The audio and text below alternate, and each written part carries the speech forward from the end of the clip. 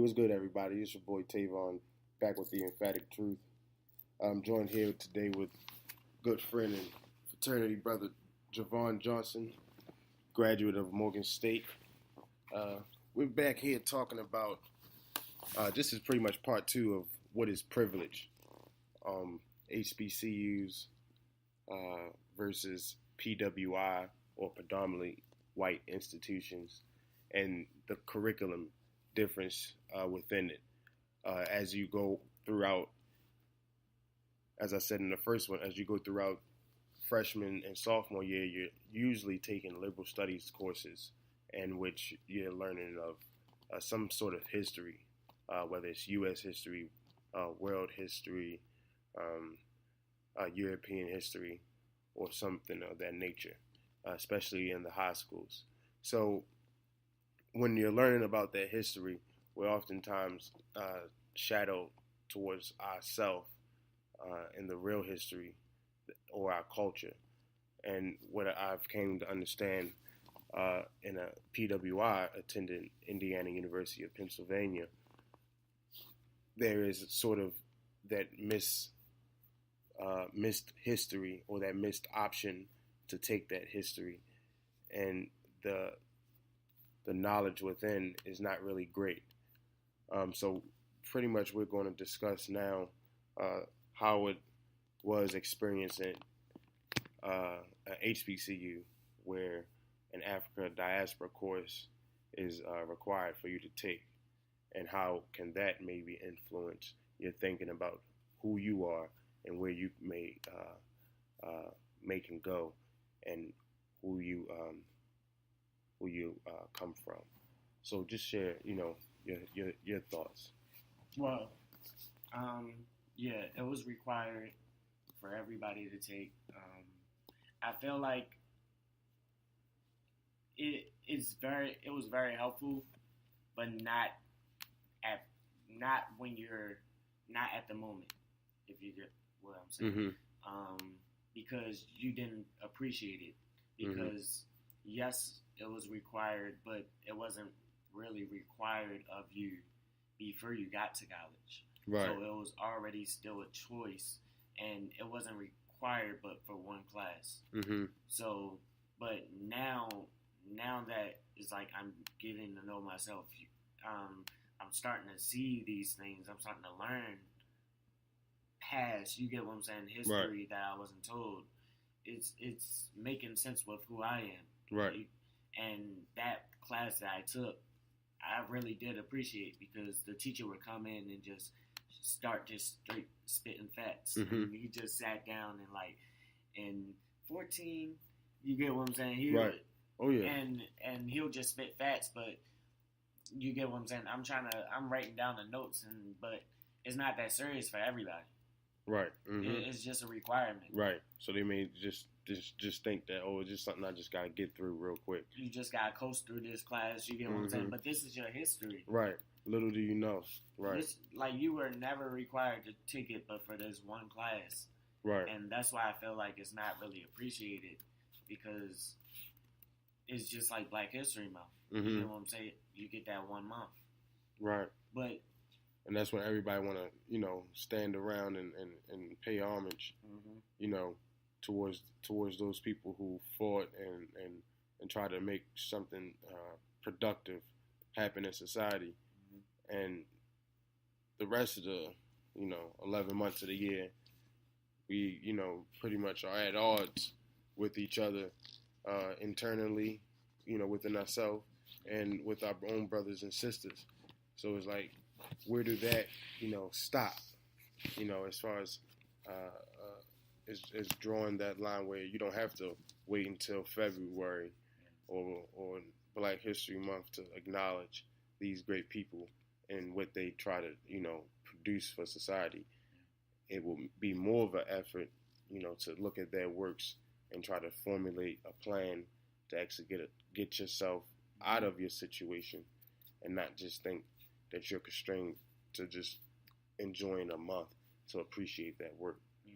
But to regard to HBCUs, do you believe that you going to an HBCU influence your major, or have you heard of any great black architects or engineers in society?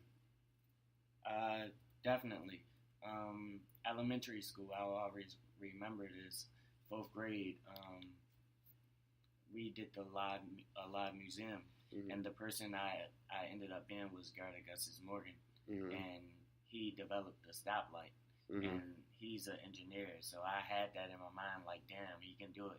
Right. It's possible. Trust. And then going to Morgan, which is one of the best schools for engineering. Exactly, man. And then also still being at the HBCU though it was definitely a positive experience, and Mm-hmm. it just guided me and kept me going along that path. Just Exactly. seeing that he could do that. You get what I'm saying? Mm-hmm. So it's possible, and you look around, you see people doing it all the time, and it's a great school down the street from you that's producing these people, these engineers. You get what I'm saying? Exactly. And so, why not? yeah. Right. and I also applied to other schools, but I mean, is a certain learning style, more engaging learning style Mm-hmm. that I would prefer rather than like big classrooms and things Exactly. like that. But yeah, just having that, you take the same classes with people, you have that Mm-hmm. bond, y'all just make it through with each other, y'all got the same goal. So tell me a little bit about your high school, because I understand you went to Poly. I went to City for like one year until I moved out of the state. But tell me about going to Poly and how that being a Polytechnic Institute. You know, how has that been, the engineering school and all that? How was that? It was cool. It was cool looking back at it. Now that I'm in the engineering field, Mm-hmm. they really did try to gear you towards that, like whatever you want engineering.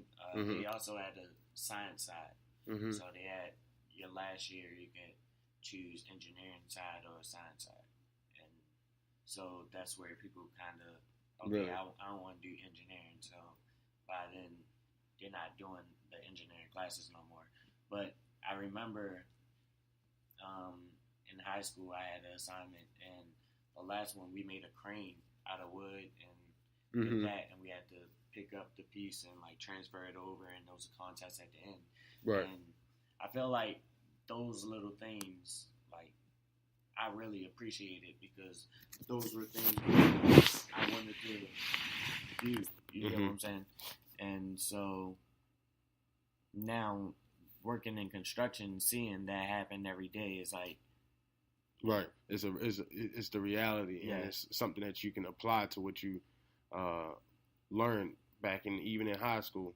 And that's why I said that's one of the great things about some of the high schools in Baltimore and throughout some of the urban cities, like Digital Harbor and stuff like that. Those schools can gear you towards, great majors that will help, ultimately your community and influence people around you. Marvo. Yeah, Mervo. See, same thing, and that's right down the street. Yeah. From where I grew up.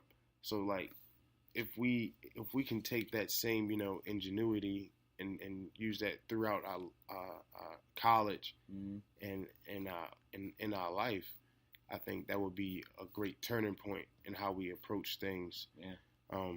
But having from my point of view, having it gone to IUP and learning, the different histories, and even going to Spring Grove in York, Pennsylvania, it was a difference in style of teaching. It was a difference in attention to certain subjects. I remember we was learning.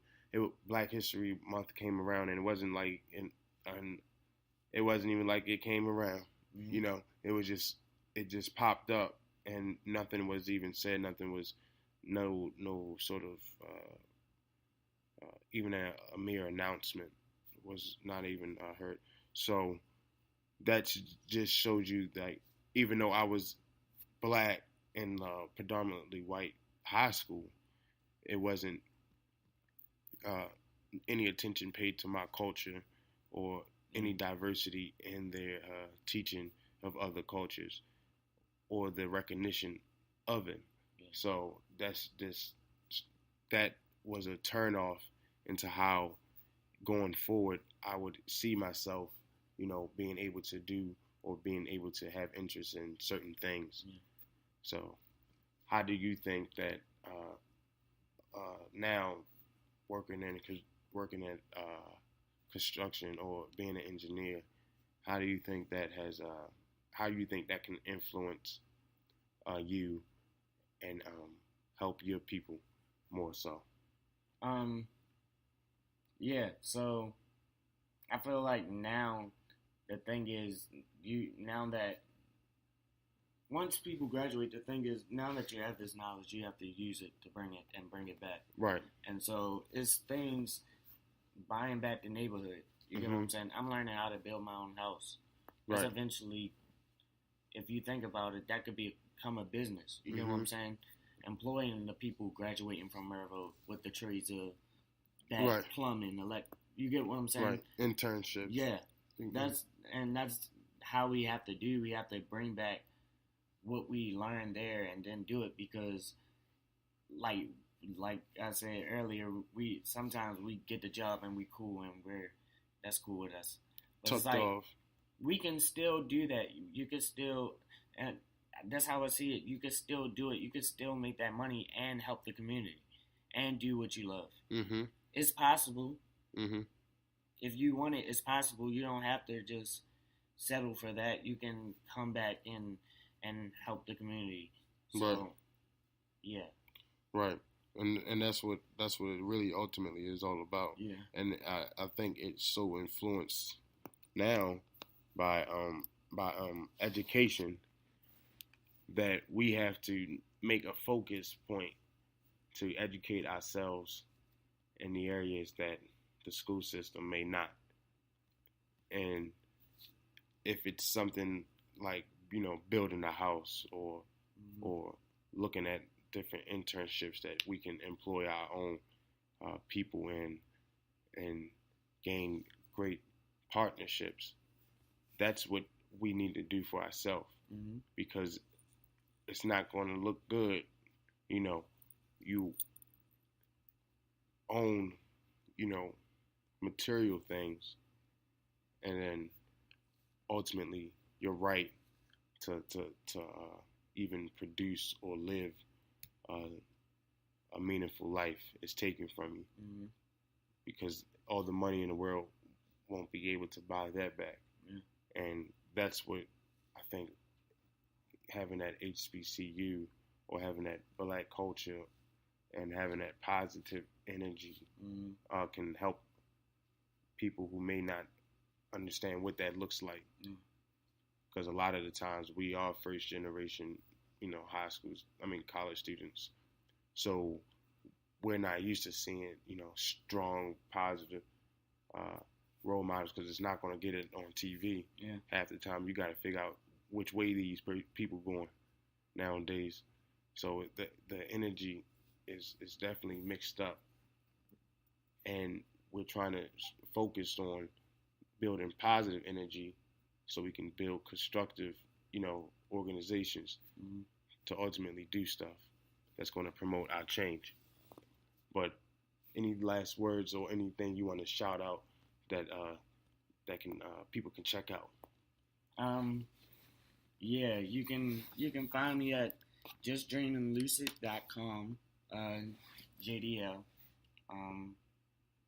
But back to it was something I mentioned earlier and that you just touched on just now, but yeah, that's what it is. Now working in the work field, I really do appreciate that entire HBCU experience because I work where I'm one of 2 black people that work there, and so now it's like it's a different world.